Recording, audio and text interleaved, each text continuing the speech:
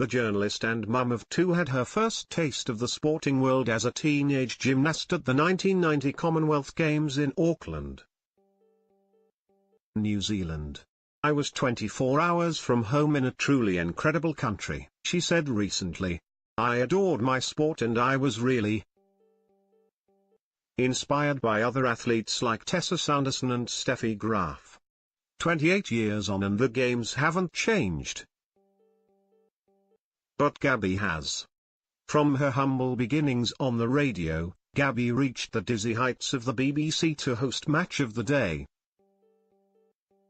the Premier League show and the World Athletics Championships. She's never far from the footy field.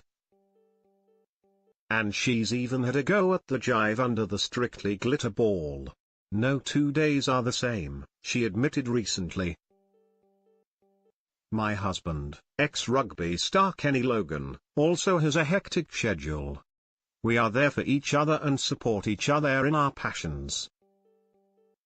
I think that is important." The Gold Coast 2018 Commonwealth Games kicks off on Wednesday and Gabby will bring us the action. Live from the considerably chillier BBC Sport HQ in Salford. She's our go-to for all things track and field, joined by Claire Balding, Jason Mohammed and sporting legends like Paula Radcliffe and Jessica Ennis-Hill. Here Gabby, 44, chats to TV Life about her hopes for the home nations. "How much have the games changed since 1990 when you competed? There have been a couple of new sports added, like rugby sevens, but it's got the same countries involved and it moves around the Commonwealth. It's very similar really because Britain divides up into England, Wales, Scotland and Northern Ireland and athletes compete for their home nations. I don't know what the numbers are, but it was quite big then and it's still important now. Who have you got your eye on from our home nations? Katarina Johnson-Thompson. She will be competing for England in the heptathlon. Sadly, middle distance athlete Laura Muir won't be running because she's doing her veterinary studies. It's a shame because she would have been a real favourite. Watch out for Ailey Doyle, another Scottish athlete who got a medal in the World Indoor Championships. I just saw Andrew Potsy win gold for England in the hurdles at the World Indoor Championships, so he'll be one to watch out for. Who do you think is the biggest threat to our teams?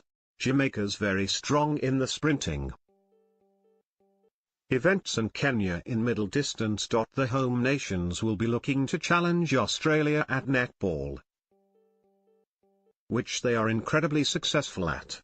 In gymnastics, England is very dominant, but Canada is strong too. There's great rivalry between England, Wales, and Scotland, who normally compete together in the velodrome. They'll be challenged by Canada and Australia. England will look to dominate the pool, but there are a lot of strong Scottish and Welsh swimmers in that squad. What's your favourite event? I haven't really got a favourite.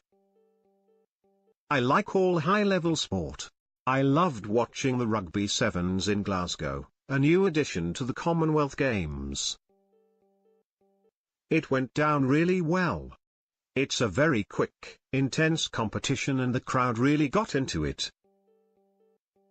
I saw it at the Rio Olympics as well. It's nice to see new sports do well at a championship. What's the biggest challenge when presenting live sport? Keeping up to date with everything. I've got people talking in my ear all the time about the various events going on. I have to keep up with what I'm doing and what the gallery wants me to do, too. It's about multifunctioning. Sometimes I'm doing all that for 7 or 8 hours at a time. It's mentally exhausting. I have to keep focused. Why do we love the Commonwealth Games in this country? I think the multi-sport events, whether it's Commonwealth or Olympics, really catch the imagination. as we see in the Six Nations rugby. People like it when the home nations have a rivalry. It's fun but intense, too. Put a British athlete in their England, Welsh, Scottish or Northern Irish shirt and there's a different energy. What's the best sporting moment you've seen in your career? It's been a long career and I've seen lots of great things. I've enjoyed seeing Usain Bolt run live. Liverpool winning the Champions League final in 2005 and Mo Farah winning multiple gold medals. I've been lucky to be trackside or pitch side at these amazing moments and I hope to be at many more. What would you like to see happen at the Commonwealth Games this year? I would like to see Katarina Johnson-Thompson get gold in Birmingham this year. She's got the European Championships to compete in this summer. If she could win all 3 events, including the Commonwealth Games, that would be a massive confidence booster going into the World Championships next year.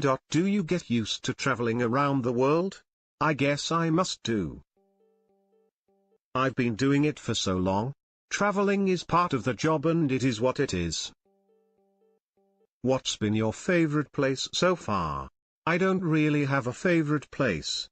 It's not a holiday. When I'm there, I spend 18 hours a day working. I'm not there in a tourist capacity at all. I remember the events, not the places. I was speaking to the Liverpool manager the other day and we reminisced about the Football World Cup in Germany. That was an amazing event to be part of. Are you a competitive person? Yes. I push myself to be better at what I do. I want to do my job well. Do you have a sporting idol? It always seems to be the person I've most recently interviewed. I had a fantastic time exploring behind the scenes at Liverpool recently. Jurgen Klopp was every bit as charismatic as I thought he'd be. I met a guy called Luvo Manyonga, a South African long jumper. He was a drug addict and placed in foster care as a child and became world Olympic champion. To have worked with someone like Usain Bolt is very special. We won't have someone else like him in our lifetime.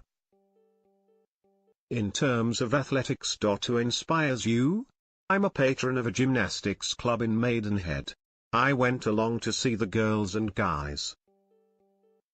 I love meeting coaches who work in grassroots sport and young athletes who are trying to be the best that they can be. It's just as inspiring and rewarding to see as the top names that we know. Gabby hosts the BBC Commonwealth Games from April 4, 2018, BBC channels.